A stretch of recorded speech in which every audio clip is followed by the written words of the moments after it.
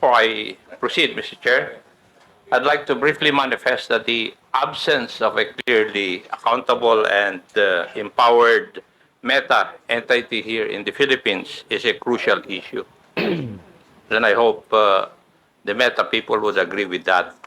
As we have heard, Facebook Philippines does not control the platform, nor does it handle content regulation or policy enforcement. This makes it difficult for Filipinos to seek timely and effective recourse when harm occurs online. That is why we are exploring the idea of requiring accreditation or registration for social media platforms operating in this country to ensure that there is a readily accessible, responsible point of contact that understands and complies with our laws. It's a matter of accountability, Mr. Chair, not just for regulation, but for the protection of the Filipino people. And may I proceed, Mr. Chair? I'll touch on accountability, which was a little bit touched by the Honorable Gutierrez. I ask Meta, are you aware of the number of Filipinos who use Facebook and Instagram? Are you aware of the number? Mr. Chairman, if I may. Congressman, I assume you're referring to here in the Philippines or globally? Philippines. Yes, I think the last numbers that we've reported were over 90 million. 90 million. Over 90 million. Okay. And would you agree that you have a responsibility to these users to keep the space you provide them free and open? You have that responsibility, would you agree? Sorry, do we have the responsibility to keep our platforms free and open? Yes. Sir? I think we have the responsibility to do the best we can to balance the rights of Filipino people to free expression, but also the rights of people to have a safe space on our platforms. I believe that's what you're getting at. Yes. And because of such, the posting of false information and misleading news, the content that harms not only the subjects of the questionable post, but also the public trust in state institutions should not be tolerated. Would you agree with that also? Mr. Chairman, if I may. Well, the answer is yes or no. I think, Congressman. Would you agree with that? Congressman, when I want to answer this question carefully. May I know why you are going to answer it carefully? Sir, yes, absolutely, sir. I want to say that when we come to topics like misinformation, there are different interpretations of that. And this is why we rely on third-party fact checkers to be the authoritative sources of what is true or false and to make those determinations so that we, as a neutral platform and one that is committed to providing, again, the best we can do to balance freedom of expression and safety, are not the ones making the determination about what is true and false. So I believe that we have the proper system in place where we rely on third-party fact checkers that are internationally certified to be the authoritative sources on what constitutes misinformation. And from that point, we have the responsibility to act on the findings that those third-party fact checkers provide to us. And if they provide us the finding that that's false, then we do have the responsibility, and it is in our community standards, to make sure we've reduced that distribution of the content and properly labeled it, so anyone seeing that content knows that they are viewing something that is false and that they can access the authoritative source of information so that they can understand what the real situation is. And I think that that's the way that we do our best to make that proper balance of providing freedom of expression, but also safety for the people of Philippines and indeed our global community. And again, I just want to emphasize, even then we will go as far as to removing misinformation if it's clearly false and can lead to physical violence or violates elections law, right? In those cases, we will remove it. And I think that that's the best that's the best system we've had over many years of dealing with these issues around the world, to kind of balancing to the best that we can those dueling objectives of freedom of expression and safety. Thank you, Doctor. But my question was very simple: whether the posting of false information or misleading news content that harms not only the subjects of the questionable post should not be tolerated. It's answerable by yes or no. Should this not be tolerated by platforms? Yes or no? But, Mr. Chairman, if I may.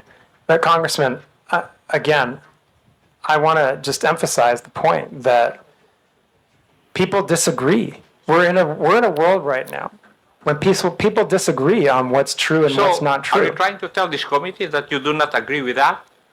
I'm trying to explain to the committee, Mr. Congressman, that the approach we have is based on remaining a neutral platform that tries our best in very difficult circumstances, in very robust democracies like the Philippines, where there are very charged political debates going on. We do our best to balance freedom of expression on the one hand and safety on the other, and that our view on the best way to do that is to rely on third parties to make the determination when it comes to true or false or somewhere in between. And we think that that's the best way forward. And Mr. Congressman, actually, I would say, I don't think you necessarily want us to be the ones that determine what's true and false. I don't think you would want us to undertake that kind of that kind of power, basically. I think that, this is, in a democratic system, this is kind of the best balance we can possibly strike when it comes to how to moderate these types of issues on our platforms in the type of context that we have in the lead up to an election, for example. And I would just note again that we take our content moderation very seriously. We take our fact-checking program very seriously. We have 11 different channels between the government and our platforms to address any type of misinformation or other harmful content. We undertake network disruptions if we see that there's a coordinated abusive pattern when it comes to misinformation or disinformation or any type of foreign interference. And as a result of that, and I would just, again, in the last election cycle, we were given an award by Comelec for this work. And so I just have to continue to lean on that posture and on that approach as the best way that we can support the community that we have here in the Philippines. Thank you. But as we have discussed earlier, that there are systems and controls in place to remove posts that violate community guidelines. So we can both agree that some posts do not belong on the platform. Yes, we can absolutely agree. We can absolutely agree on that. Yes. You can agree with that already. There are some posts that don't belong on the platform. Yes, absolutely. And as the platform itself, you would take action to remove these posts? Yes, sir, that's correct. And if they therefore, violate our community standards, we would remove them. yes, thank you. And therefore, it's fair to say that the platform has a duty to prevent the spread of such posts because they can cause harm. Would that also be correct? And Mr. Congressman, we have a duty to act on content that violates our community standards, and in some cases, specifically if it violates local law. No, Doctor, my point is that you have a duty to prevent the spread of such posts because they can cause harm. That's the gist of my question.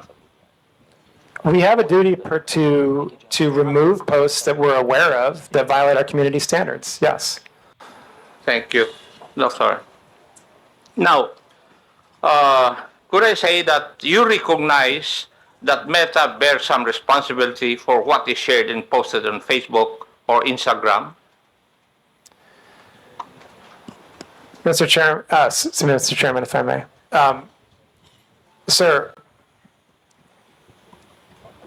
every individual user bears the ultimate responsibility for what he or she posts on our platforms. I think that it's important to underline that That's point. a given. That's a given. Okay. Now, Right. what So- I'm asking is whether Meta bears some responsibility for what is shared and posted on Facebook and Instagram. That's So- my question. Yeah. So what I would say is, we Do absolutely. you? Yeah, sir, if I may, we very much believe that we have a responsibility to provide a safe platform for our users around the world, including in Philippines. That's your obligation. But my question is, would you bear some responsibility for what is shared and posted in your platforms? Yes or no? It's a very simple question. Sir, I just want to be really clear about this again, okay? Our responsibility is to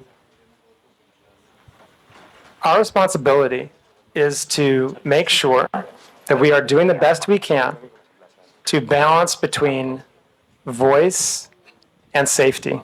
Okay, and the ultimate Mr. Chair. responsibility, Mr. Chairman. for the people, Chairman. for the content posted is the I people think that the post it. doctor is evading the answer to my question. Any Tom, Dick, and Harry will say that it's answerable by yes or no. Mr. Congressman, the ultimate responsibility lies with the user who posts the agree. content.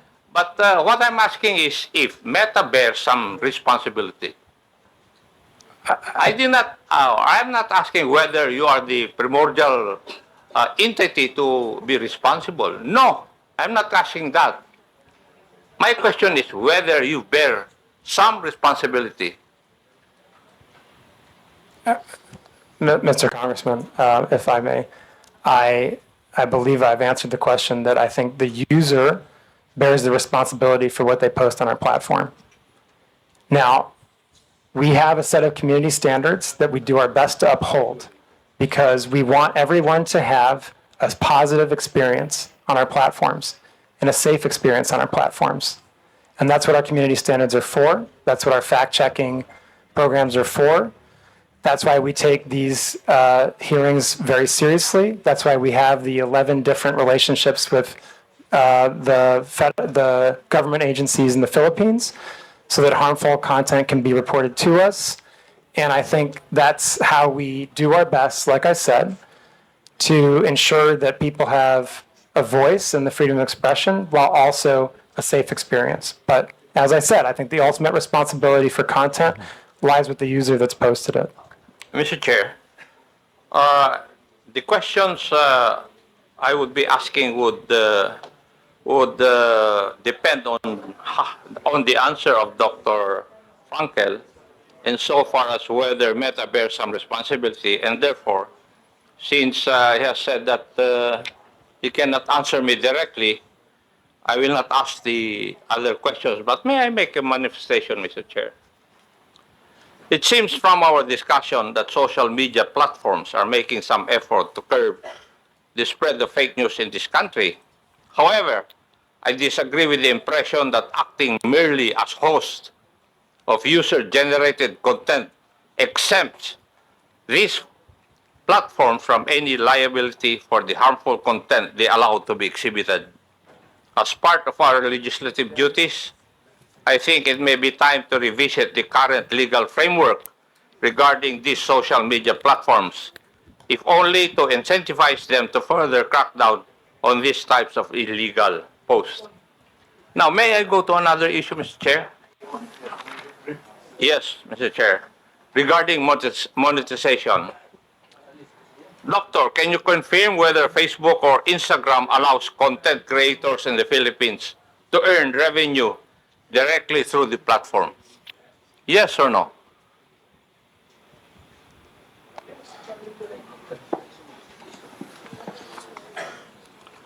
Congresswoman, I believe the answer is yes, but I want to make sure to check on that.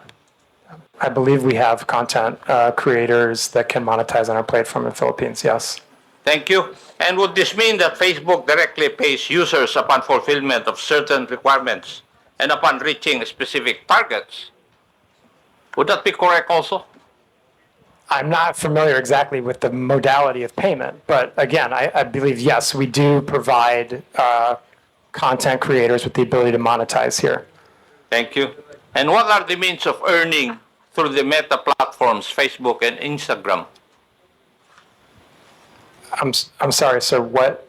What are the means of earning through the meta platforms, Facebook and Instagram? There's different ways. You can monetize your content using something we call stars. There's ways that we can have partnerships. I think there's 2 or 3 different ways that creators can monetize. Thank you. And are there specific content guidelines that monetized accounts must follow? And Yes, if so, absolutely. how are these enforced in our country or in the Philippines? Yes. Yes. Yes.